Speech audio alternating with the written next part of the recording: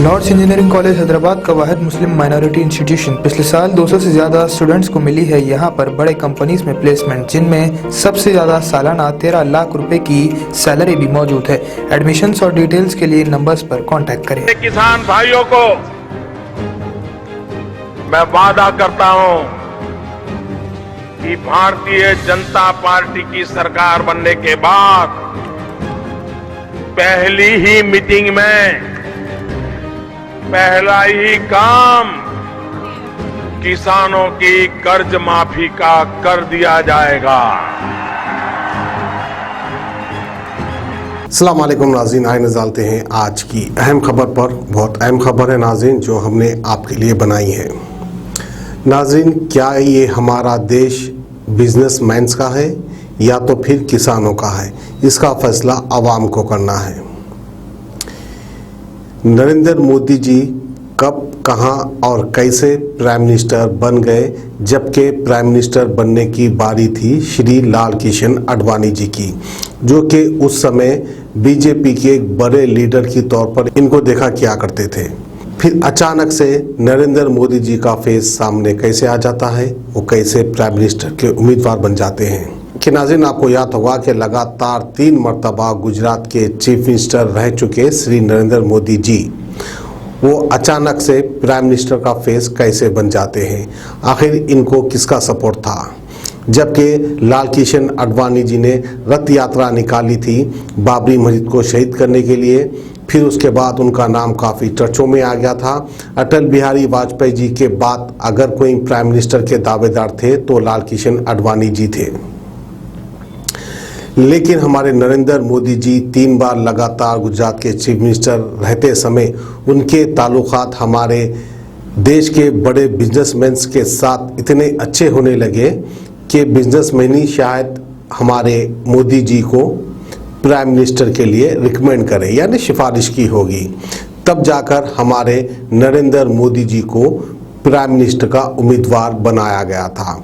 अब उम्मीदवार बनाते समय हमारे देश के बड़े बिजनेसमैन अंबानी जी, अडानी जी, इन लोगों ने उसी समय पर कुल मिलाकर 24 चैनल को ख़रीद लिया था। जैसा कि हमारे नेशनल चैनल्स हैं, बड़े बड़े चैनल्स हैं जो हमेशा 24 घंटे न्यूज़ आती है और बेहतरीन अच्छे अंदाज में एंकरिंग करने वाले एंकर भी है जो हमेशा हमारे मोदी जी की तारीफ़ करते हैं। वो 24 चैनल्स को बड़े बिजनेसमैन ने अपने अंडर ले लिया था।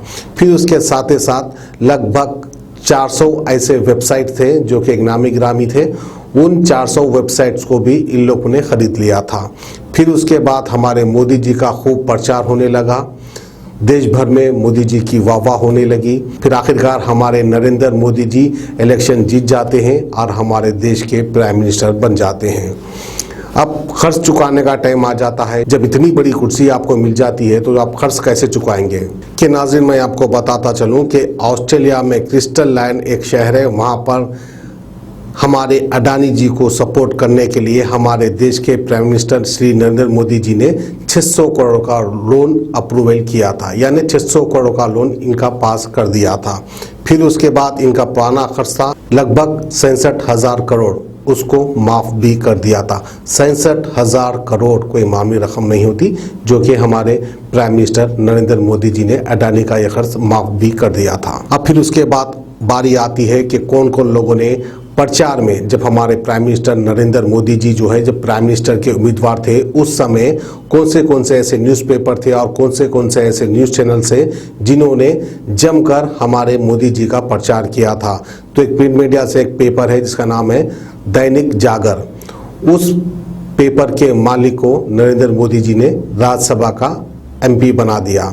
फिर वहीं पर जी न्यूज़ के चेयरमैन जो हमेशा मोदी जी की तारीफ करते हैं और अब तक भी तारीफ ही करते हैं, श्री सुभाष चंद्रा, उनको भी राज्यसभा का MP बनवा दिया।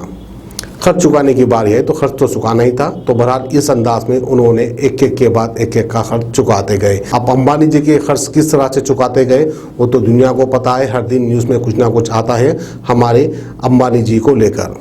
और नाज़रीन, आपको और एक बात बताता चलूं, जब बात जो है प्रिंट मीडिया की आ गई है, इलेक्ट्रॉनिक मीडिया की आ गई है, न्यूज़ चैनल्स की आ गई है, तो वहीं पर एक नाम है हमारे देश में, एक बहुत बड़ा मशहूर और मारूफ नाम है जिसका नाम है ANI, ANI एक न्यूज़ एजेंसी है जो कि इंटरनेशनल न्यूज़ एजेंसी है, उसका खुलासा किया यूरोपियन यूनियन ने। उन्होंने ये कहा कि ANI न्यूज़ एजेंसी जो है कुल मिलाकर 62 कंट्रीज़ को बेवकूफ़ बनाने का काम कर रही है, एक फेक न्यूज़ बनाकर दुनिया में वायरल कर रही है। इस तरह का खुलासा किया है यूरोपियन यूनियन ने। अब ANI पे भी हम शायद भरोसा कर सकते हैं या नहीं कर सकते हैं, आवाम बाखूबी जानती है, क्योंकि इसका खुलासा हमने नहीं किया, इसका खुलासा यूरोपियन यूनियन ने किया। अब जहां तक दौलत की बात थी, कर्ज चुकाने की बात थी, तो आसानी से कर्ज चुकाते गए। किसी का कर्ज माफ़ कर दिया, किसी को कर्ज दिला दिया, किसी को राज्यसभा का MP बना दिया, कुछ एयरपोर्ट बेच दिए, कुछ रेलवे स्टेशन बेच दिए, प्लेन बेच दिए, ट्रेन बेच दिए, यहाँ तक कि हमारे दिल्ली के लाल किले को भी जो है गिरवी डाल दिए। कौन पूछेगा भाई, मोदी जी का राज है, मोदी जी है तो मुमकिन है। तो बहरहाल इस तरह के काम होते गए, आवाम देखते रही, क्योंकि भक्ति का दौर चल रहा था, गौमूत्र का दौर चल रहा था। सब भक्त जो है गौमूत्र पी के अपने आप में मस्त थे, कोई इसके बारे में सोच रहा नहीं था। अब किसी को होश आया तो वो है हमारे देश के किसान। किसानों को भी बेचने की कोशिश की गई या बेच भी दिए, इस तरह से भी हम कह सकते हैं। लेकिन जो कृषि कानून पास हुआ है उसको वापस लेने की मांग हो रही है हमारे देश भर में।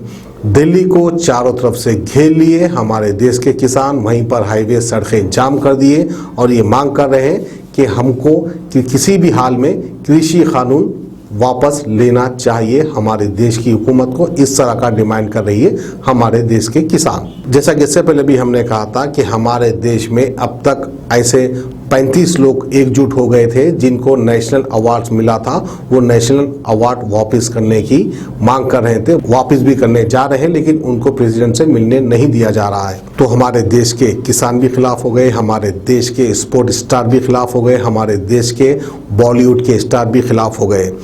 अब किसानों को जब बेचने की बारी आ गई तो ये चीज़ जो है हमारे देश की हुकूमत यानी रूलिंग पार्टी BJP को काफ़ी महंगी साबित हो रही है, जिसके आके सारे भांडे एक के बाद एक दुनिया के सामने फूट रहे हैं। जब बात NRC, CAA, NPR की थी, जब शाहीन बाग पे धरने पर बैठ गए थे तो उन लोग को आतंकवादी कह रहे थे, यानी प्रोटेस्ट करना या प्रोटेस्ट करने वालों को आतंकवादी का खिताब दे रहे थे हमारे देश के कुछ भक्त, अनभक्त जिसे हम कहते हैं गौमूत्र पीने वाले, वो लोग इस किस्म का बयान दे रहे थे। वहीं पर कपिल मिश्रा ने भी शाहीन बाग को लेकर अपना एक स्टेटमेंट दिया था पुलिस के सामने, अगर ये नहीं हटाएंगे तो इनको कैसा हटाना है हमें बाखूबी आता है और हम हटाएंगे, इस तरह से इन्होंने कहा था। फिर उसके बाद दंगे भड़क गए थे। वहीं पर जो कि एक बहुत बड़ी भक्त है उसने भी इस तरह का बयान दिया था कि अगर नहीं हटेंगे तो हम हटाएंगे, काट काट के डाल देंगे, इस तरह का भड़काऊ भाषण दिया था। हमारे शाहीन बाग में जो एहतजाज कर रहे थे उन लोग को लेकर इस तरह का बयान दिया था। अब शाहीन बाग तो ख़त्म हो चुका है, उसके बाद बारी आई है किसानों की। किसान आंदोलन कर रहे हैं, उसको लेकर भी ने कहा कि अगर नहीं हटेंगे, नहीं मानेंगे तो 17 तारीख के दिन हम इनका काम करेंगे, इनको कैसे हटाना है हमको आता है। ये क्यों इस तरह का बयान देती है? क्या ऐसे लोगों को हमारे देश की हुकूमत पाल के रखी है कि भड़काओ भाषण दियो और दंगे करवाओ? वहीं पर कपिल मिश्रा ने भी वहियात किस्म के अल्फाज इस्तेमाल करते हुए ये कहा है कि किसान जो है प्रोफेशनल आंदोलन है, यानी प्रोफेशनल, इनका पेशा ये है आंदोलन करना। इस तरह के अल्फाजों का इस्तेमाल किया कपिल मिश्रा ने, जबकि ये भी कोई काबिल लीडर नहीं है, ये भी कहीं से जीते हुए नहीं है। बहरहाल ये भी इस तरह के भड़काऊ भाषण देते हैं। इससे पहले भी दिल्ली में इस तरह का भाषण दिया था, फिर उसके बाद जो है दंगे भड़क गए थे दिल्ली में। अब किसानों को किससे पिटवाएंगे, सवाल ये उठता है। जय जवान जय किसान। अब किसानों को रोकने के लिए जवान आ रहे हैं, अब क्या जवान को और किसानों को भिड़ाएंगे या फिर किसान लोग जो है अपनी मांग पूरी कर कर ही अपने घर वापस लौटेंगे? तो बहरहाल कहीं ना कहीं बिजनेसमैन को फ़ायदा पहुंचाने के लिए ये बिल पास किया गया था। तो बहरहाल नाजरीन, रेलवे बेच दी, एयरपोर्ट बेच दिया, प्लेन बेच दिया, लाल किला बेच दिया, ये बेच दिया, वो बेच दिया, हर चीज़ बेचते बेचते अब जब बारी किसानों की आ गई, जब किसानों को बेचने की बारी आ गई थी, किसान जाग उठा। फिर उसके बाद हमारी हुकूमत पर भारी पड़ते हुए नजर आया हमारा देश का किसान। तो ये थी हमारी आज की खुसूसी खबर किसान आंदोलन को लेकर। हमें दीजिए इजाज़त, खुदा हाफिज़। किडनी के अमराज से परेशान मायूस लोगों के लिए खुशखबरी, R&S यूनानी फार्मेसी। किडनी और गॉल ब्लैडर स्टोन के खात्मे का जरिया। अब यूएनआई स्टोन कैप्सूल्स के जरिए खात्मा कीजिए। No operation, no side effects, 100% result. सिर्फ यूएनआई स्टोन कैप्सूल से मुस्तहिक लोगों के लिए खुसूसी रियायत। फिर से पथरी न होने का मुकम्मल इलाज।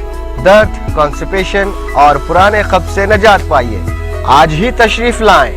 R&S यूनानी pharmacy, first floor, syndicate bank, Bahadurpura x road, Hyderabad.